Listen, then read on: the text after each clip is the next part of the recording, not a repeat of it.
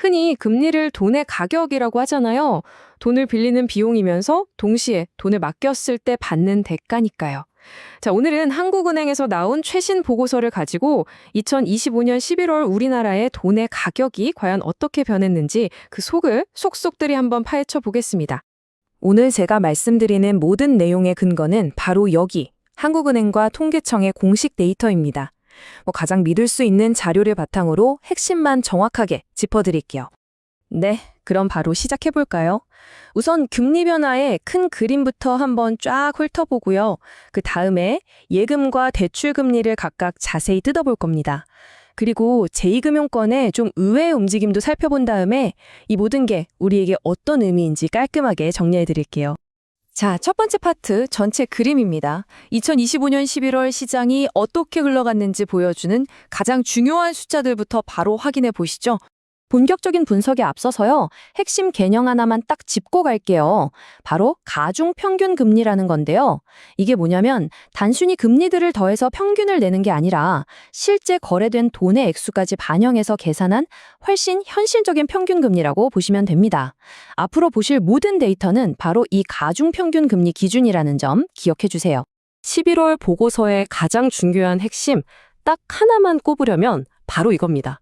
돈을 맡길 때의 이자, 그러니까 수신금리랑 돈을 빌릴 때의 이자인 대출금리가 동시에 올랐다는 거예요.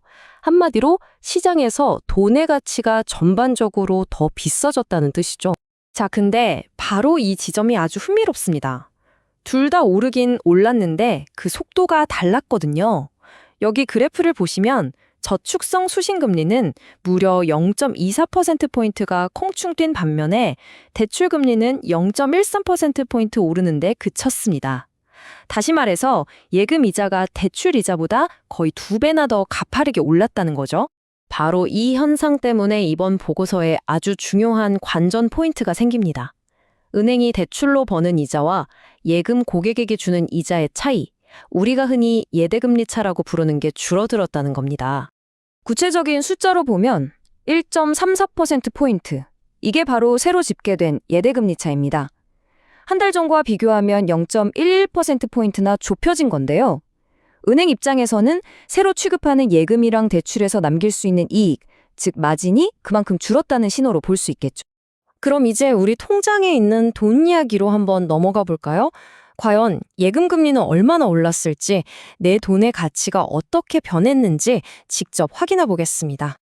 자, 11월에 새로 가입한 저축성 예금의 평균 금리는요, 연 2.81%입니다. 한 달 만에 0.24%포인트나 점프한 건데요. 요즘 같은 저금리 시대에 이 정도 상승폭이면 저축을 고민하던 분들한테는 정말 반가운 소식 아닌가요? 자, 이제 동전의 반대편을 봐야죠. 바로 대출 시장입니다.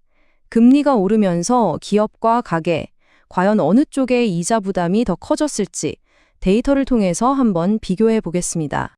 데이터를 보면 차이가 확 드러나는데요. 기업 대출 금리는 0.14%포인트 오른 반면에 가계 대출 금리는 그 절반 수준인 0.08%포인트 오르는데 그쳤습니다. 그러니까 평균적으로 봤을 땐 기업들이 체감하는 이자 부담이 개인들보다 더 크게 늘어난 셈이죠. 하지만 그렇다고 해서 가계대출이 안심할 수준이냐? 그건 또 아닙니다.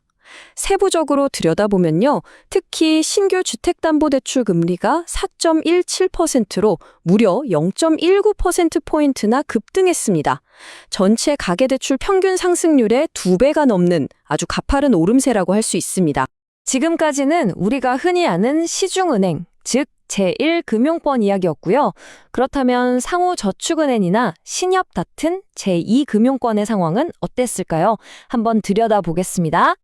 여기서 정말 의외의 결과가 나옵니다. 제1금융권과는 완전히 다른 세상이에요. 이 표를 한번 보세요. 상호저축은행과 신협은 예금 금리가 오히려 떨어졌습니다. 대출금리 쪽은 더 재미있는데요. 다른 곳들은 다 올랐는데 맨 위에 있는 상호저축은행만 보세요. 대출금리가 아주 큰 폭으로 하락했죠. 시장이 결코 한 방향으로만 움직이는 게 아니라는 걸 아주 명확하게 보여주는 증거입니다. 이번 보고서에서 가장 어떻게 보면 좀 충격적인 숫자일 수도 있겠는데요. 바로 이겁니다. 상호저축은행의 대출금리가 한 달 만에 무려 0.81%포인트나 급락했습니다. 이건 각 금융기관이 처한 상황이나 전략에 따라서 금리가 얼마나 다르게 움직일 수 있는지를 보여주는 아주 극적인 사례라고 할 수 있겠네요. 자, 그럼 지금까지 나온 이 복잡한 숫자들, 이게 그래서 나한테는 무슨 의미가 있는 건지 핵심만 딱딱 짚어서 정리해 드릴게요. 핵심은 크게 네 가지입니다. 첫째, 대출받기가 점점 더 비싸지고 있다는 것. 특히 사업자금이나 집 살 돈이 필요한 분들은 부담이 커졌습니다. 둘째, 반대로 저축의 매력은 커졌습니다. 묵혀뒀던 돈이 이제 더 열심히 일하게 된 거죠. 셋째, 은행의 예대 마진이 줄면서 앞으로 금융상품 전략에 변화가 있을 수 있다는 점. 그리고 마지막으로 이게 중요한데요.